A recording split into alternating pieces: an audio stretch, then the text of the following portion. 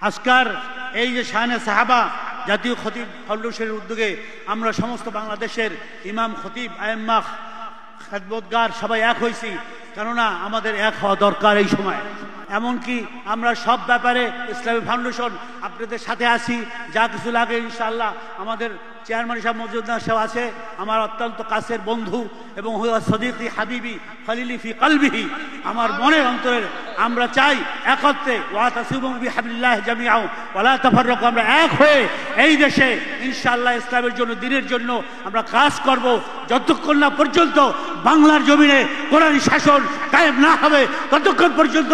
আপনারা সংসদে যাবেন, আপনারা এমপি হবেন, আপনারা মন্ত্রী হবেন, আপনারা ডিসি হবেন, দেশ চালাবেন আপনারা, শুধু মসজিদের ইমাম না, আপনারা দেশের ইমাম, রাষ্ট্রের ইমাম ইনশাআল্লাহ। লা তাহজান ইন্নাল্লাহ মা'ানা।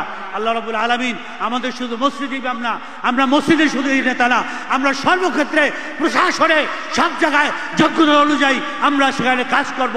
আল্লাহ রাব্বুল আলামিন আমাদেরকে কাজ করার তৌফিক দান করেন এবং আলেমদেরকে তাদের দোয়াকে আল্লাহ আরো সে কবুল করেন এবং এক হয়ে আমরা একভাবে যেন আল্লাহর রজ্জুকে আমরা শক্তিভাবে ধরতে পারি এবং এই শানে সাহাবার এই অনুষ্ঠানকে আল্লাহ রাব্বুল আলামিন কবুল করেন। এবং যারা নেতৃত্বে আছেন, আপনারা উলামায়ে কেরাম আছেন, ইনশাআল্লাহ আমরা ইখলাসের সহিত কাজ করব। আল্লাহ যদি সেই তৌফিক দান করে তাহলে ওয়ালা তাহিনু ওয়ালা তাহজানু ওয়া আনতুমুল আ'লাউনা ইন কুনতুম মুমিনিন, আমরাই জয় হব, আমরাই ফতে হব ইনশাআল্লাহ। আমাদেরই জয়। আমাদের সামনে বড় কিছু আছে।